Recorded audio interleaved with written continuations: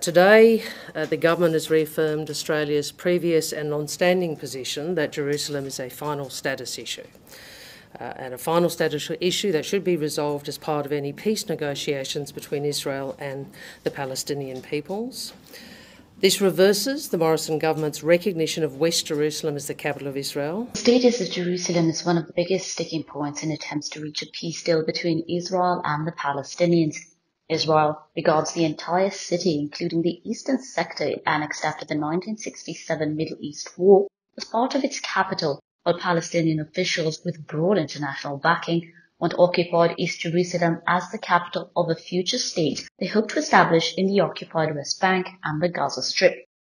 Now, Morrison announced his Conservative government would recognise West Jerusalem as Israel's capital after the United States went back on decades of policy by recognising the city and moving the US Embassy there from Tel Aviv. Australia's embassy, of course, has always been and remains in Tel Aviv. The Australian government remains committed to a two-state solution in which Israel and a future Palestinian state can coexist in peace and security within internationally recognised borders.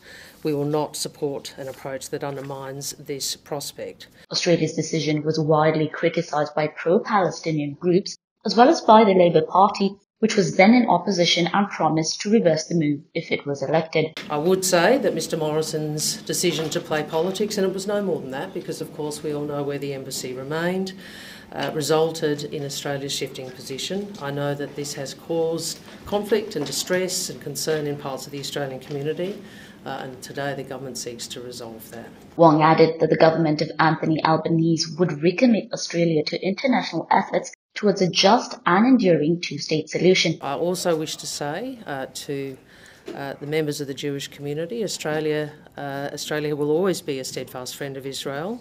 We were amongst the first countries to formally recognise Israel under Labor Prime Minister Ben Chifley, and we will not waver in our support of both Israel and the Jewish community in Australia. We are equally unwavering in our support of the Palestinian people, including in the provision of humanitarian support.